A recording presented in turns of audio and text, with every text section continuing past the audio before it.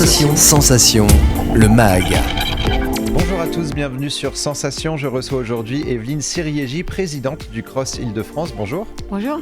Alors, plusieurs thématiques seront abordées lors de cette émission, mais avant ça, pouvez-vous nous présenter les actions et missions du Cross Île-de-France au quotidien ? Bien sûr. Alors, le comité olympique de la région Île-de-France existe dans toutes les régions et il est le trait d'union entre le comité national olympique français et les comités départementaux.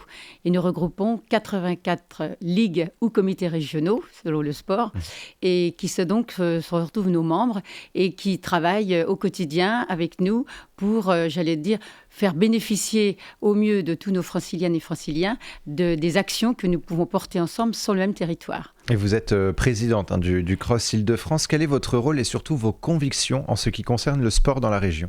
Alors, le sport dans la région, il est, bien mené par rapport aux institutionnels qui nous entourent, c'est-à-dire la région Île-de-France et la direction régionale jeunesse et sport, qui donc nous accompagnent dans nos missions, qui sont tournées autour de 4 axes principaux, 4 délégations donc, qui concernent 24 commissions. Il y a 4 délégations. La première, il n'y a pas d'ordre particulier, mais la première, c'est sport, santé, bien-être. Je commence par celle-ci parce que c'est vrai que quand on a beaucoup de plaisir pour faire du sport et qu'on se sent en bonne santé, je crois que c'est très agréable. On a éducation, citoyenneté. Troisième axe, c'est formation, professionnalisation. Et l'axe principal aussi, c'est les politiques publiques et le haut niveau. Et alors, la crise sanitaire a perturbé les pratiques sportives. Une 3e dose a été actée pour les seniors, les personnes fragiles et même conseillée pour les personnes de plus de 18 ans après 6 mois après les 2 premières doses. On parle désormais d'un rappel de vaccin. Quelles sont aujourd'hui les règles sanitaires en vigueur quand on veut pratiquer un sport en club ou qu'on veut participer à des compétitions ? Alors, pour être en club ou en compétition, il faut être vacciné, avoir le pass sanitaire à partir de 12 ans, depuis très peu de temps, donc on a descendu jusqu'à 12 ans.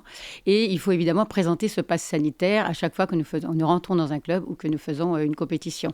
Et puis évidemment, on est obligé, par rapport aux distanciations sociales, par rapport à porter le masque, de tenir compte de toutes ces préoccupations qui sont les nôtres, parce qu'à l'heure d'aujourd'hui, on est encore en difficulté de pouvoir accéder, de manière optimale dans nos clubs, de façon à pouvoir accueillir autant de monde que précédemment, puisqu'effectivement, nous sommes obligés de garder des distanciations sociales bien nécessaires encore actuellement. Donc finalement, la reprise de la pratique sportive est encore un peu timide, justement, par rapport à ce pass sanitaire ? Alors écoutez, on avait vraiment envie de reprendre le sport, donc on a bien vu que dès septembre dernier, les gens étaient revenus dans les clubs. Effectivement, on n'est pas encore revenu à la normale, c'est-à-dire en septembre 19, voire les années précédentes, mais on est mieux qu'en 2020, c'est-à-dire que là, on sent vraiment qu'au bout de 18 mois de confinement, les gens ont vraiment envie de reprendre l'activité sportive parce que les méfaits s'en sont fait ressentir, tant sur le plan physique que sur le plan moral. Donc je crois qu'on reprend goût à revenir dans les clubs avec des précautions que les gens acceptent très volontiers, puisque ça fait vraiment partie de la règle du jeu. Et dans le sport, on sait on a les règles à respecter, donc on respecte aussi celles-ci. Et au sein du Cross Île-de-France, vous proposez différentes formations. Vous avez d'ailleurs préparé un catalogue de formations pour l'année 2022. Vous avez notamment proposé un questionnaire pour les franciliens. Quel est l'intérêt de ce questionnaire ? Alors, tous les ans, effectivement, on fait des formations dans tous les domaines, finalement, en réponse aux préoccupations des uns et des autres. Donc, jusqu'ici, on faisait avec les demandes qui nous étaient faites, de façon inopinée. Et cette année, on a vraiment voulu co-construire ce programme de manière à répondre au maximum aux besoins et aux attentes qui ont peut-être évolué justement avec cette pandémie qui vient d'être vécue par l'ensemble des franciliennes et franciliens. Et je pense qu'en co-construction de cette formation, nous sommes plus en réponse à tout ce qui est attendu. Et on est en particulier très demandé sur les formations sport-santé, où nous avons des formations de niveau 1 et de niveau 2 qui permettent, encore une fois, de spécialiser nos entraîneurs dans les clubs et qui peuvent juste donner une plus-value pour accueillir tout public. Et c'est vraiment l'enjeu du cross, c'est-à-dire d'accueillir vraiment toutes et tous à tous les âges de la vie pour qu'on puisse y trouver une réponse à son attente. Et à tous les âges, mais aussi à tous les portefeuilles, on va dire, les personnes qui n'ont pas forcément les moyens peuvent quand même trouver un sport, peuvent avoir des aides pour pratiquer un sport. Alors vous avez raison d'insister parce que c'est vrai qu'à l'heure d'aujourd'hui, on avait vraiment envie que les gens reprennent le sport. Tout le monde l'a bien compris. Les collectivités territoriales l'ont déjà fait, mais ont vraiment renforcé l'aide financière pour toutes les personnes qui sont un peu éloignées d'une pratique pour des questions financières.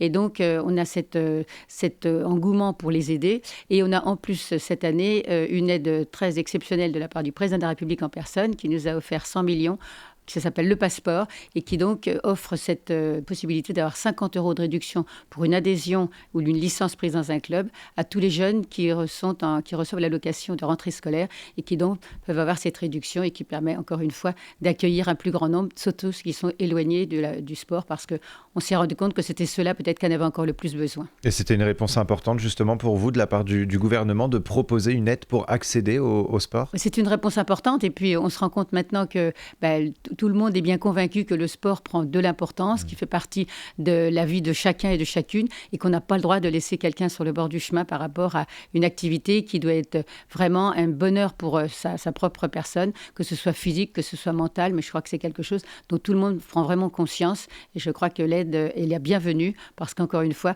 on a vraiment accueilli beaucoup plus de personnes qu'on ne voyait pas encore très régulièrement dans nos clubs. Et parmi vos autres actions, vous souhaitez dynamiser et fidéliser la pratique sportive féminine. Depuis la victoire de l'équipe de France à la Coupe du Monde 2018, les femmes sont un peu plus mises à l'honneur dans le domaine sportif. Est-ce qu'il y a tout de même des efforts encore à faire ? Alors les efforts, il y en a toujours à faire parce que les clubs ne sont pas encore remplis à parité. Alors on est 52% de sexe féminin en tant que population sur le territoire français. Mais c'est vrai qu'à l'heure d'aujourd'hui, on a 37% de licenciées féminines et dans les quartiers populaires, on en a 28%. Donc vous voyez qu'on n'est pas à parité. Donc tant qu'on ne sera pas à parité, on fera des opérations. Et nous, le CROSS, c'est vrai qu'on s'y est employé depuis pas mal d'années puisqu'il fait plus de 20 ans qu'on fait des opérations spécifiquement en direction des jeunes femmes qu'on a appelées sport en filles et qu'on met donc en place à chaque petites vacances scolaires et pendant les grandes vacances scolaires dans les îles de loisirs de la région. Et de ce fait, nous pouvons accueillir les jeunes qui ne partent pas en vacances et on les accueille tout à fait avec bienveillance pour justement leur montrer qu'elles ont aussi accès au sport. Et en particulier, on s'était rendu compte que c'était dans le domaine de l'âge de l'adolescence où les jeunes filles désertaient un petit peu les clubs pour diverses raisons, déjà des transformations physiologiques, mais pas que. Je crois qu'il y avait aussi une difficulté pour elles d'accéder au club et on veut vraiment leur redonner goût au sport et leur dire qu'elles ont aussi besoin de faire du sport et je crois qu'elles y trouvent beaucoup de plaisir maintenant. Et pourquoi aujourd'hui justement il faut donner une place plus importante aux femmes dans le sport? Pourquoi c'est important? Alors c'est important parce que tous les êtres humains sont à égalité et les femmes et les hommes doivent évidemment avoir accès à la même chose. Donc c'est pas du tout une discrimination, bien au contraire, c'est l'égalité qu'on veut pour toutes les personnes, que ce soit des hommes ou des femmes. Et là c'était pas tout à fait le cas parce que jusqu'ici on avait des personnes, à l'adolescence on a des besoins différents, les jeunes filles ont besoin d'être prises autrement que des garçons, particulièrement à cet âge-là. Les mères de famille ont aussi besoin d'être prises d'une manière différente. Et jusqu'ici, on n'avait pas du tout pris en compte cette difficulté qui était celle de la vie d'une femme par rapport à celle d'un jeune homme ou d'un homme. Et maintenant, on veut vraiment que ces considérations soient prises de manière à ce que tout le monde puisse continuer à garder le sport dans sa propre vie quotidienne pour son propre plaisir et en même temps pour sa santé. Et je crois que quand on a après une vieillesse qui nous arrive à tous, je crois que c'est bien aussi de pouvoir la préserver dès le départ et d'avoir une autonomie la plus longue possible et d'être en bonne santé le plus longtemps possible. Et vous luttez également contre la discrimination et le bizutage dans le sport et aussi l'homophobie. De nombreuses personnalités ont tenu à montrer leur engagement contre le bizutage, l'homophobie et la discrimination dans le sport. On pense notamment à Antoine Griezmann ou Wissem Belgacem, qui a d'ailleurs sorti un livre pour témoigner de l'homophobie dans le milieu du football. À l'étranger, certains sportifs n'ont pas peur de leur sexualité et ne le cachent pas. Aujourd'hui, il est essentiel de faire bouger les choses et de montrer que le sport est ouvert à tous, sans distinction sociale, sexuelle ou ethnique. Alors c'est vrai que, comme je viens de le dire, ça doit être ouvert à tous et à toutes sans distinction et vraiment ni sociale ni de discrimination impossible à réaliser maintenant. Donc on est vraiment dans cette thématique d'ouvrir à tout le monde.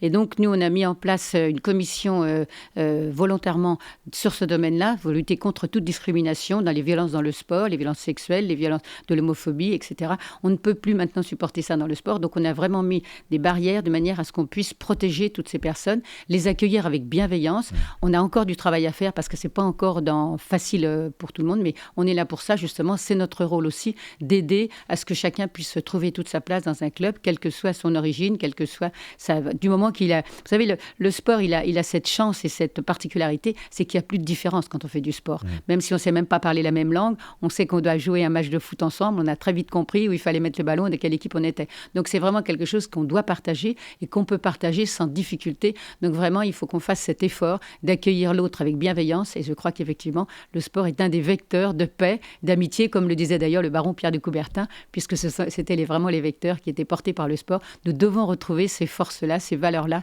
qui sont celles et vraiment le fondement même du sport. Et un combat qui est aidé aussi grâce aux personnalités sportives reconnues et médiatisées. Merci beaucoup, Evelyne Sériégi, d'avoir été avec nous sur Sensation. Je rappelle que vous êtes la présidente du Cross Île-de-France. On peut se rendre sur le site crossif.fr pour plus d'informations. Et pour revoir ou réécouter cette émission, rendez-vous sur notre site et application Radio Sensation.